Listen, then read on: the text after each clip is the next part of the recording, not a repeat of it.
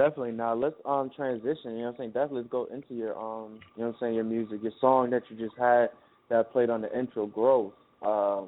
Let's go into that. You talk about contradicting your consciousness. You talk about that repeatedly in the song. You know what I'm saying?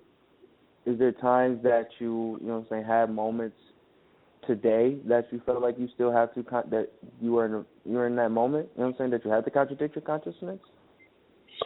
Yeah, the whole conversation we was just having, like the first thing I was saying about anything that I've said during this conversation from my lower self, which would mean anything negative, like punching niggas in the mouth if they talk about my son, or, you know, arguing with battle rap fans, all that shit is contradicting my consciousness. Because at the end of the day, you know, I need to always be on my P's and Q's and stay on my square and come from a higher place, man. And that's really the goal, you know. And that's what I try to practice. I try to practice my art, which is truth, justice, and righteousness and balance. You know what I mean? So I try to practice that balance, man. But it's hard. So yeah, man, we, you know, it's we all human beings. So we all make mistakes and we all fall short of greatness and things of that nature. So yeah, man, that's pretty much what the record represents, contradicting my consciousness. Now, when you play that record for, you know what I'm saying, some of the homies, you know what I'm saying, how do they receive it and such like that, you know what I'm saying? Like, do you get into a conversation, you know what I'm saying, about, you know what I'm saying, the same situation? Do you start, you know what I'm saying, how does this, because when I listen to the song, I think I mean, you know what I'm saying, I started, you know what I'm saying, really thinking and shit like that too. So it's like, you know what I'm saying, do you have those conversations with the homies when you play it for them like that? Do they start to talk to you a little bit more when you play the record? Like, how does that reception, you know what I'm saying, go about? Because it's a pretty new record, like you said, it's a pretty new record still. Yeah. I just put it out like a couple weeks ago. Yeah, my homies, man, it's interesting because they starting to really wake up, man.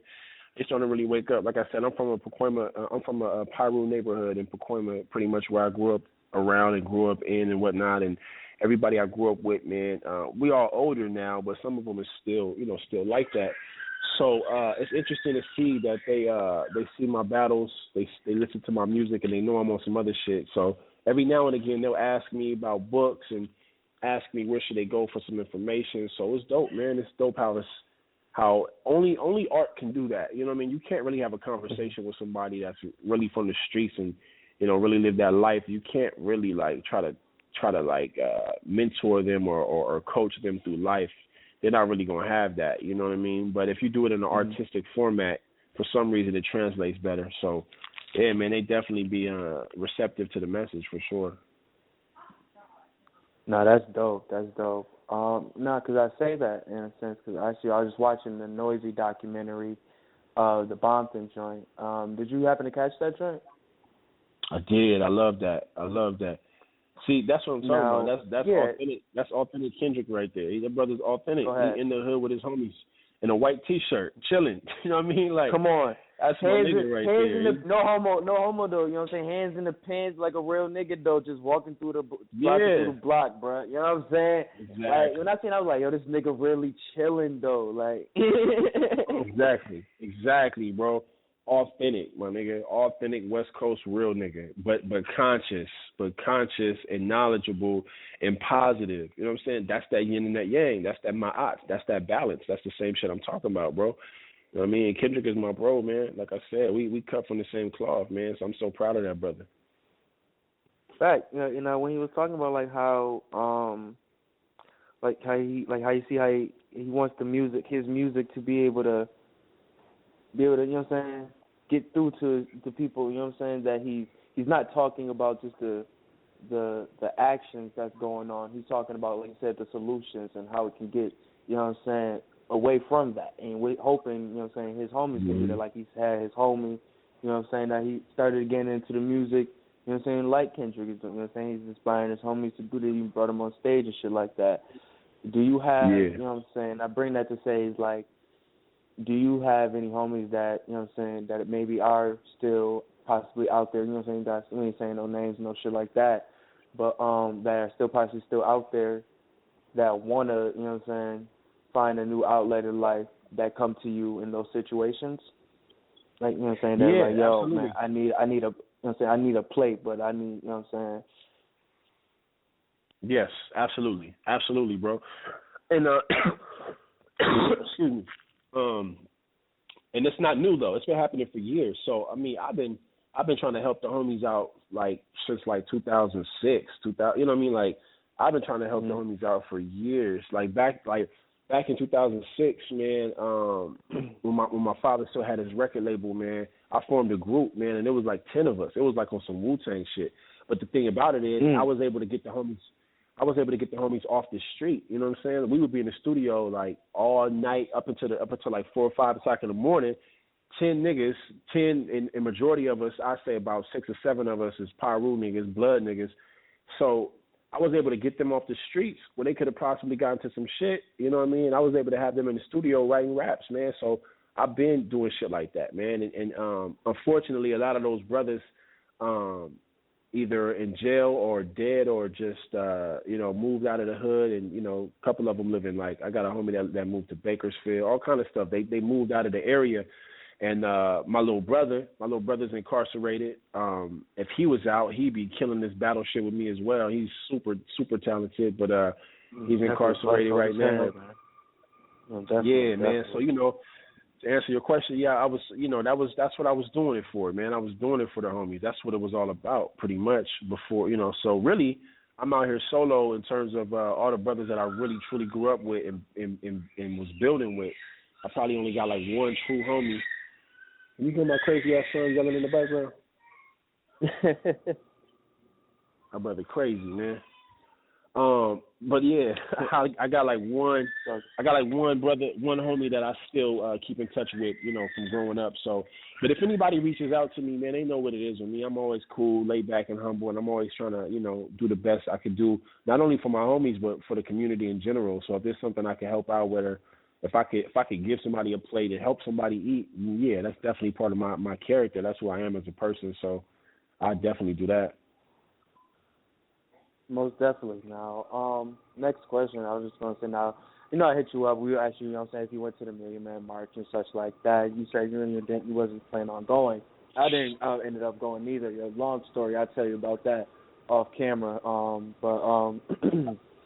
Now, how Farrakhan was definitely going to a lot of the different places, different rallies to promote the shit and all that stuff like that, talking to different artists and things like that, having those little conversations. And you kind of see the influence that it's having on some of the entities, may be little, some may be big. Do you think, I think, like you see with Lil Lions, you see that 2 Chainz had to sit down with Farrakhan, turn the White House to the Terror Dome, little things like that, or who else? Who else he had little sit downs with? Yeah, he talked with Thug. I was watching an interview with Sway. There's a couple little things. Like, do you think that the consciousness can possibly come back, even going you see what J. Cole doing with the when he was doing his album, and just the actions he's been going with post his album also, and what Kendrick's doing with his music and the things like that, and how he's doing things outside of music also, like we see with the documentary. Do you think not even just being conscious rap, but just better content, more critical thinking can come back to music? Yeah, I think that art imitates life, and I don't think the climate of what's happening in society will allow these artists to just get away with the same old bullshit. So for these artists that have been embedded into the bullshit for so long, it's hard for them to just snap right out of it. They can't just change their brand just because they went and had a conversation with Farrakhan. Like, you're not gonna get Thugger or Rick Ross or anybody. Rick. I forgot to mention, like, Rick Ross. He had 2 projects. 2 also. No, I'm sorry not to cut you off, but he had 2 projects. It's the Black Market.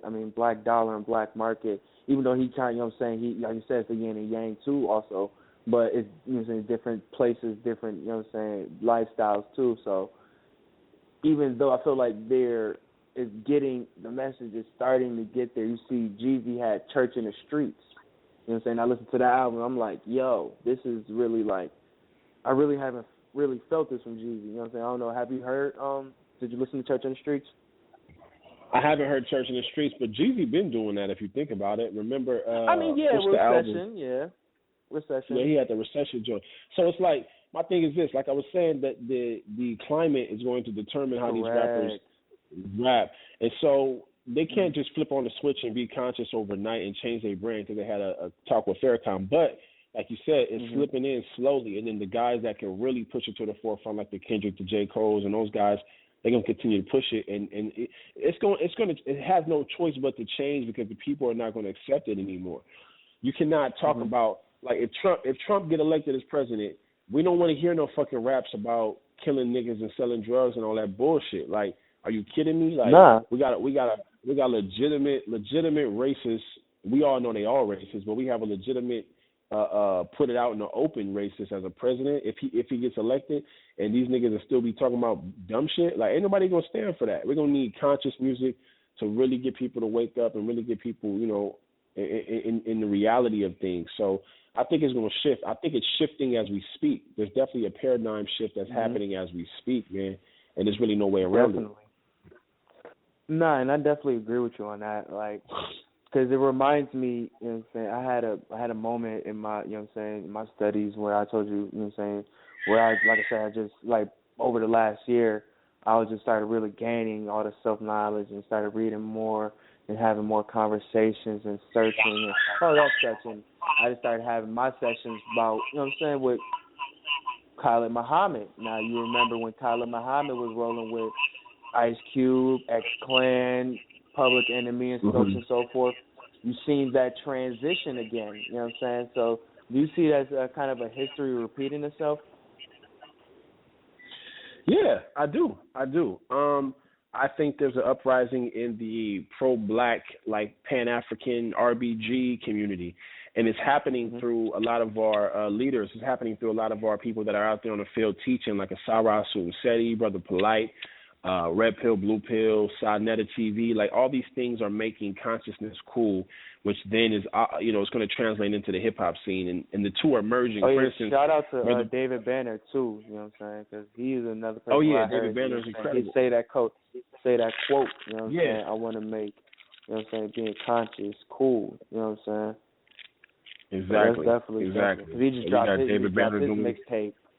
He just dropped his mixtape also before the title is kind of funny to me. It's Before the Box. It's like, yeah. But that's just me. I'm just stupid as hell. Before the box. Yeah. I'm stupid as hell. But he just got the joint. He got the joint on a lot of his tracks on it, but he's definitely pushing that also, and it's good because he's one of those guys, you know what I'm saying, who was out here before Kendrick and before Cole. Right. Facts. That's facts. So do you feel like with these guys doing such like this, does it feel like it leaves you know what I'm saying, leaves the window a little wider for you to, you know what I'm saying, get your music through? Or you feel like you still got to put in more, you know what I'm saying, it's just as hard? Well, for me, I think it's still just as hard, a little more difficult because I'm way more unapologetic than those artists are. And maybe I wouldn't be unapologetic if I was already signed. Maybe I would, like, censor it a little bit or find a different way to say things. But being that I'm not signed, being that I have no, contractual obligations with a recording company at the moment, the way I go about making music is just straight pure and unapologetic. And to be honest, I probably would still be unapologetic if I was signed because I just feel like somebody has to do it, man. Somebody has to do it. I think Kendrick is doing it the closest that we could possibly do it. I think he's walking the perfect line between being in the industry and being unapologetic about being black or whatnot. But I think I'm a little more over the top. I'm the type of artist that'll say fuck America. You know, I'm the type of artist that will say I'm African and not American. I'm the type of artist that'll say fuck religion. You know what I mean? So I'm a little more unapologetic than those guys, and I think for me it'd be more of an uphill battle to actually be successful and be well received as an artist to where I can like tour and, you know, do all those things. You have to really compromise. You know what I'm saying? You got to compromise a little bit. I mean, I think Kendrick's doing it perfectly though. I don't think he's compromising his integrity like that. But I'm sure there's more things that he really, really, really wants to say that he probably can't say. And, you know, I respect that. I definitely. No, continue. So sorry. No, go ahead. No, go ahead. You good? You good? No, I was gonna say because I feel like what you're saying with our conversation earlier about how the reception to your content be, you know what I'm saying, may be love, but it be hate also. Like I feel like somebody finds any way to critique you. Do you feel like that same thing happened with The Pimp a Butterfly? Because I feel like it did also. Like when I was having, you know what I'm saying, my debates, the reason why I felt like that album was album of the year. I felt like you said it touched on. I won't say it touched on a climate, but what he was saying was what the people in this climate need to hear. If that does, right. Does that make sense? And I feel like absolutely the consensus are feeling like, well, this ain't what his last album is. He ain't talking about Shireen. He ain't talking about some type of shootouts. He ain't talking about such and such. He ain't got a Mad City type of track on here. Stuff like that. Do you think that since he found a way to be able to talk more, express himself basically express his self-knowledge, his guide to self-knowledge, do you think the people, you know what I'm saying, don't receive that type of message well? They want to hear, like you said, the more, you know what I'm saying, fabricated type shit, the more violent type shit? It's frightening. Yeah, it's frightening. Like, it's frightening to be black and intelligent and unapologetic. So that's why you hear people say they rather Mad Kid, Bad City, because they really scared of his brother. They scared of him. Hold on, let me close this door. This little kid is crazy. It's all good. What's wrong with you? Yeah, man. Yeah. But yeah, like I just think with Kendrick, man, he's definitely like you say, he's pushing that line. Because even with Cole, you can see what he's feeling like, how he talks about his how he feels like his stance as a black man in the industry. You know what I'm saying? I think he expresses that stuff very well. You know what I'm saying? I think it's like you said, people are starting to understand the struggles that's going down as as an African in North America. Absolutely. Yeah, definitely, bro. And I think man, they pushing the culture forward, man. They making some great strides to bring it back to what it's about. You know what I mean? Like, it's about consciousness. Ain't nothing else it should be about besides consciousness. So now, not to bring it back to battle rap, but kind of sort of. But Danny had a bar in the first round where he said that you hang with Brother Bud Light. You know what I'm saying? That's a guy who deals in polygamy and such like that, and a leader guy and all that good stuff. How do you respond to people who I'm saying that? Because me, I do, you know what I'm saying, have my issues with that, you know what I'm saying?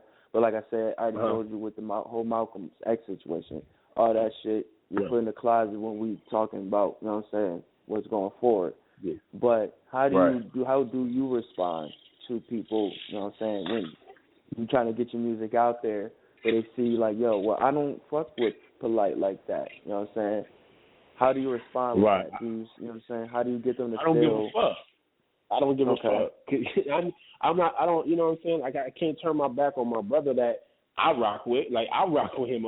You know what I mean? Like, because I have a personal relationship with him. You know, people have different perceptions of people publicly than they would if they actually knew them. So they see this brother on camera. They see this brother teaching.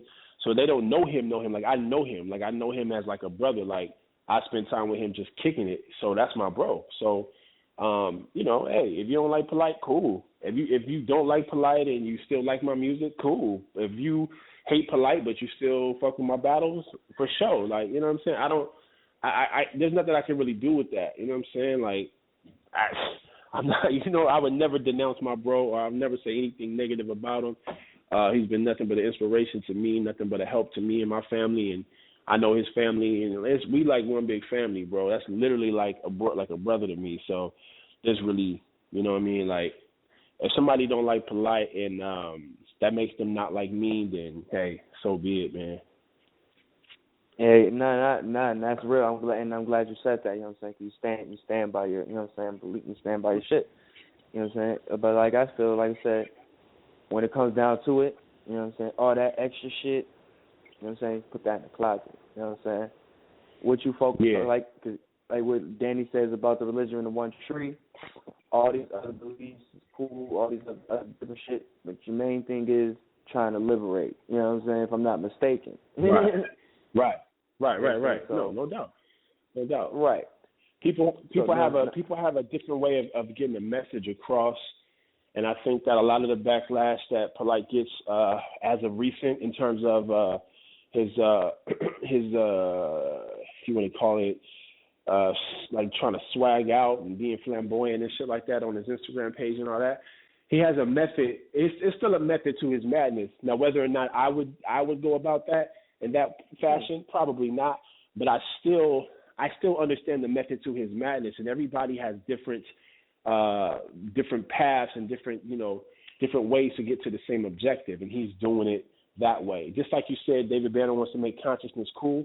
Polite also is trying to make people understand that consciousness does not equate to being broke and just walk around with shea butter and dashikis all day. Like, you can be conscious and still be getting your money. It's about economic empowerment as well.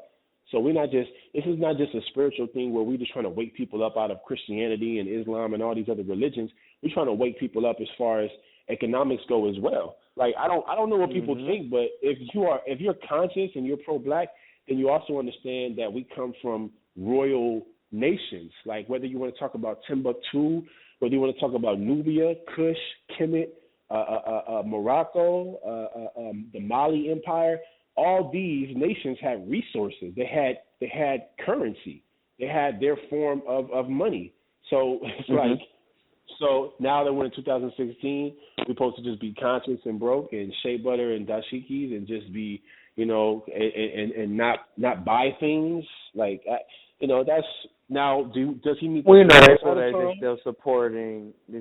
still supporting some type of capitalism if they buy Ralph Lauren or some shit like that. You know what I'm saying?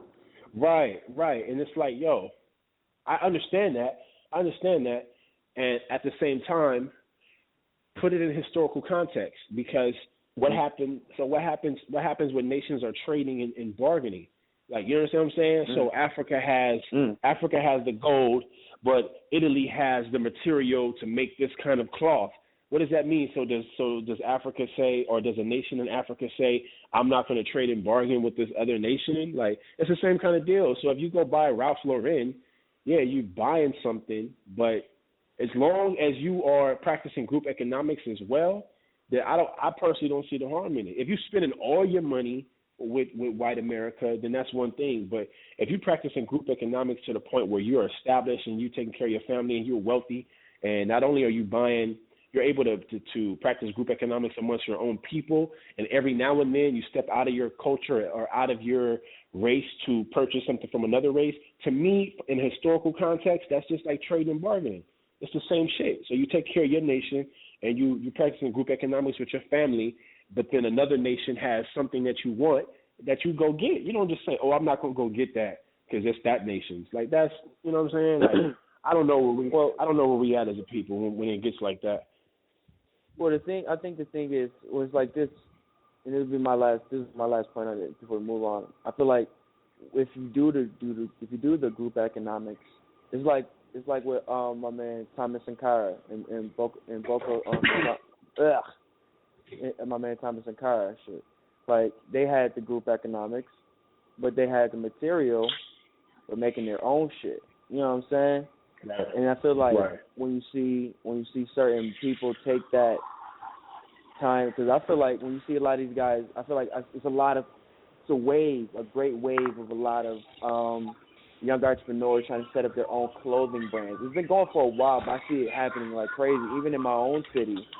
And I think that taking the time to get that material, but without the brand, and making your own brand, you know what I'm saying, with it, you know what I'm saying? Yeah. And I think that Absolutely. should be the motive, you know what I'm saying? Me personally, and I ain't gonna lie, I'm guilty, you know what I'm saying? I buy my Timbs, I buy my Nikes, you know what I'm saying? I'm not crazy on like the clothing brands like that, and I keep it. I'm really not. You can ask me about. I'm really not crazy on that shit. I'm not a big brand guy, but it's just the fact that, like I said, some people say you want to, you know what I'm saying, get some type of shit that you like. You know what I'm saying? You want to buy what you like. You know what I'm saying? Feel like you kind of deserve it and shit like that. But in a sense of group Right. economics, if you want to take it to that, it's people out here that are trying to get to that level, but are being held back because they gotta, you know what I'm saying? It's not quote unquote the go back to a Ralph Lauren quality. You know what I'm saying? Shit like that. You know what I'm saying? As you see, Kanye had, Got you know what I'm saying, had the $120 T-shirts, but it was a plain white T-shirt. Me personally, I think I think that was a troll move just to see what people would do. You know what I'm saying? Right. But Right. I hear you. I think it's definitely something that it definitely could be it's a gift and a curse in a sense. You know what I'm saying? But moving I hear you. moving on. I watch a lot of Larry Wilmore. You know what I'm saying? That's my guy. He has a thing called the unblackening in the White House, where, you know what I'm saying, they're trying to hurry up and get Obama out and shit. You know what I'm saying? Right. And you know, this it's politic time. You know what I'm saying? So, how do you feel about you talked about Trump and such like that? How do you feel about Trump? How you feeling about Bernie, Hillary? I'm looking at my my notifications going crazy. I'm seeing Hillary and Trump are winning states like crazy. Like, are you scared, man? Because I'm getting scared. Nah, I don't care about politics at all, man. That's, presidents are selected, not elected. You know what I'm saying? So at the end of the day, man, this is their shit. I'm more focused on having a nation inside of the nation, because at the end of the day, this is their shit. America's their shit. We're never gonna get our fair share here. It ain't gonna work. It ain't gonna ever work how we want it to work. So I don't really pay attention to none of that. No politics. I mean, I was excited about the Obama thing just because he was black, and just because it was dope to see that happen, but I wasn't like, the brother going to be able to really do something and bring change for our communities. And I feel the same way now. Like Trump, of course, he's a blatant racist. Hillary ain't going to do nothing for her. She's the undercover racist. Bernie, I like Bernie. I like good people. I think Bernie's a good human being. But he's not going to get elected, and if he does get elected, they're not going to let him do nothing. They're not going to let him really overturn nothing and change nothing. So, I encourage people to try to find an ideology in a group that they subscribe to. Like, if you're black, like, be Moorish, be Kemetic, be Hebrew Israelite, whatever it may be. Find that nation within this nation to be from, and just build a community and try to make the best of your lives with the people that share the same moral, ethical codes and values and belief system and just lifestyle. Like, everything outside of that is really like neither here nor there, man. That shit ain't nothing gonna change about this country. Country been the same since it's been founded. So I don't really get into all that personally. All right, so last question before politics. Now, so when you see like a Pan-Africanist like a Killer Mike put his you know what I'm saying, his chips all in with Bernie, how do you know what I'm saying, what's your stance? Do you feel like more? I get why he's doing it. I get why he's doing it. He's the best candidate for our people. And I think that I would do the same thing if I had some type of celebrity power. Yeah, I would back up Bernie Sanders. Wait, don't say it like you can't, because hey man, Oops did it. Oops did it too. He brought him out to the city, doubt. Same thing, same way Killer Mike did. So don't say like you can't do it. It's possible. It's my G. It's possible. Yeah. That's shout out true. to Oops. It is possible. Shout out to Oops for that. That was dope. Yeah, no doubt, it's possible. But once again, even if Bernie gets elected, they're not going to let him do nothing. Not going to let him change his country. Like I said, real revolutions is always bloodshed. Mm-hmm. Ain't nobody going to change the culture of a whole country just by passing laws and doing different things. Like, nah, it ain't going to happen. You ain't going to change the hearts and minds of people that are just have inferiority, feeling inferior and have that type of complex and always want to, be racist and look at you a certain way. You're not going to be able to change their minds just by having a president in there that's a little more progressive and whatnot. Like, I don't deal with it, bro. Like, this shit is a waste of time. I hear you, so I ain't gonna like it when niggas. Hey, I'm getting ready to I'm trying to get into college. Well, I ain't trying to get into college. I'm getting my shit all switched up, transcripts and shit. But by fall and shit. So when motherfuckers saying free college, I'm looking like, oh, say what? Hold on. He's looking like, did I register this? I think things like that. I think it feels like because it's a lot of kids in our community. You know what I'm saying? We had a thing up here in the SUNY with the SUNY schools where they had it's called what is shit called? I don't know. I forgot what the shit is called, but they basically let them get a free ride to school for all 4 years. They pay for their tuition and shit like that. And I think it's more things like that happen throughout our communities. You know what I'm saying? It gives, you know what I'm saying, these kids a chance to be able to, if we send them also there with the right knowledge also to know what they're going there for, to come back and, you know what I'm saying, do for their community. You know what I'm saying? Because you know what I'm saying, I try to find the positives and little things like that. Because I'm not crazy into the politics also. So I didn't vote for the second time Obama, you know what I'm saying, was elected because I didn't see shit happen when he first came through. You know what I'm saying? So I was good. But we're looking at this, when I'm looking at this and just seeing where our kids is now, you know what I'm saying, where I see especially my generation, I see such a positivity.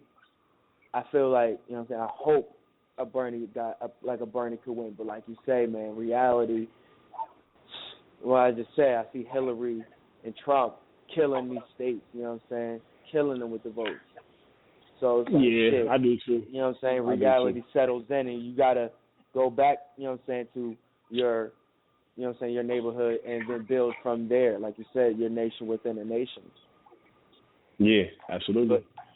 Absolutely, bro. The last thing before we get out of here, man, like I said, I'm a big TV watcher, you know what I'm saying, when I'm off work and shit, I get in there with some TV. We were watching the O.J. Simpson shit, you know what I'm saying? That was out in L.A. from where he's from and shit. So, and they replaying this shit. So, how do you feel about them, you know what I'm saying, reenacting this whole thing, man? That shit funny to me. I mean, not funny because people lost their lives, but, you know, I don't mean to say it like that, but, you know, I'm gonna keep it a buck. I'm not one of them niggas that just defend every nigga just because they black. Like, you know what I'm saying? Like, OJ was on some nonsense, bro. Like, OJ was on some nonsense, man. I was too young at the time.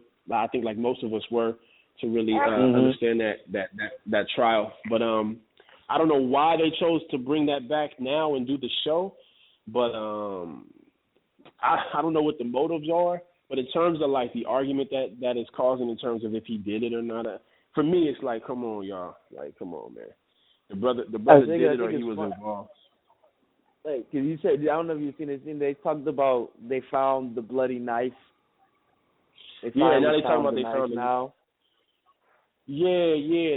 Well, they had it. Supposedly they found it a long time ago when they just had it in the cut for years. Like, come on, that's nonsense. So I don't know. But one thing I do know, or one thing I do feel, is OJ definitely, you know, he definitely did that or was involved. We can't play like that, man. We can't play like that. Like, and I think that's where black people go wrong, always trying to defend everybody and make it a thing like that just because he's black. You know what I'm saying? Like, I support all my people, but if you're wrong, you're wrong. If you just, you know what I'm saying? Like, they got blood all in the brother car, all in his house. Like, come on, family. Like, yeah, this ain't no making of a murderer shit. Hell no.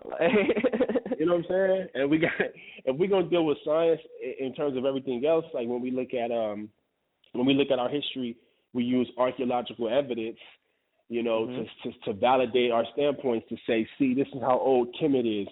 We know how old Kemet is by using carbon dating. So we use science to stand on those grounds. We got to be the same way, and we got to judge shit the same way when we talk about shit like the OJ case. Like, why you want to negate all the blood in the brother's car and all the blood and the fact that he had a cut on his finger? We can't negate all that information. That's science. It's the same shit. You know what I'm saying? So I think it's interesting, man. I actually like the show. As a matter of fact, I need to catch up on it. I think I only seen like 2 episodes. Me too, yo. I'm on 5. I got to watch episode 6. But I was gonna say, like, do you think it's like things that he got off? Do you think they're doing this to kind of? Cause he's already in jail and shit. Where do you think they're doing this to further defame his name? You never know, man. I don't know the motive, man. I don't know the motive. I know they probably making a killing. I know they making a killing financially. I know everybody's watching that show, so I know they probably breaking records and all that. So you never know with these white folks, man. Sometimes they just do shit for the money.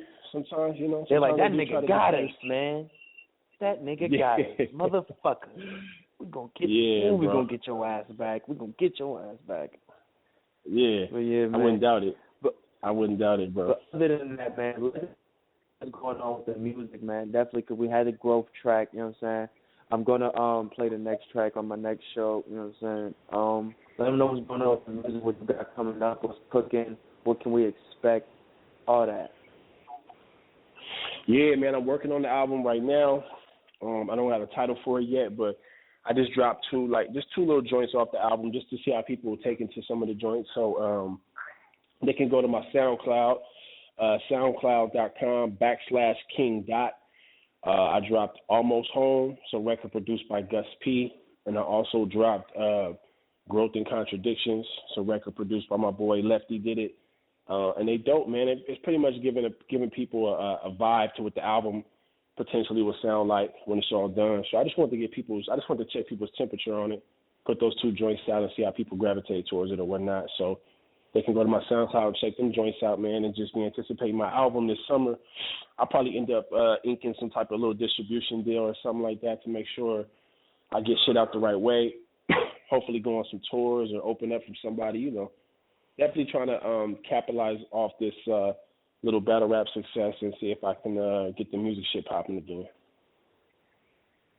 That's dope, because I'm definitely loving that track, man. I'm definitely going to build about some more about this music, son, because even, you know what I'm saying, the first interview when I was just doing the research, you know what I'm saying, looking at your last project, you know what I'm saying, you was definitely on it, you know what I'm saying, you saying you just a child of it, and I could see it, how it translates in your music and battle rap, you know what I'm saying, me and my man was having a conversation, how we was talking about how we see Surf, how once he started getting more serious with the music, he started translating better in his battle rap, same with Shotgun Suge, you know what I'm saying, a Cortez, you know what I'm saying, guys, or you could say somewhat like a Math Hoffa, you know what I'm saying, somebody guys who are really good with the music, it translates very well in their battle rap. So that's how you can really see who guys are the really good rappers and who guys are just battle rappers, you know what I'm saying. Right. So I'm definitely going to be willing to expect more, you know what I'm saying. I'm talking to my man, see if we could cook this joint up on a little project we working on and shit like that. But you know, it's always good to talk to you, man. We definitely gonna chop it up, you know what I'm saying? Definitely more and more, you know what I'm saying? Definitely don't, man, I know everybody's saying don't retire, but I know you.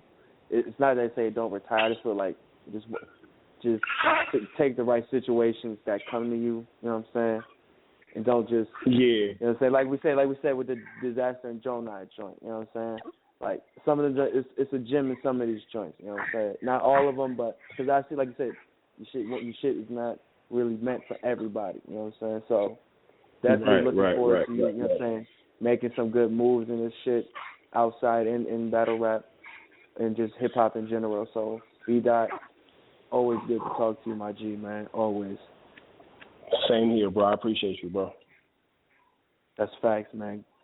Yo, this hip-hop, it speaks. B-Dot, man, I'm about to play that goof off that blank. we will get into that joint real quick before we get up out of here, man. All right, B-Dot, man, it's always, like I say, always good talking to you, my G. All right, no doubt, my G. Peace. Facts.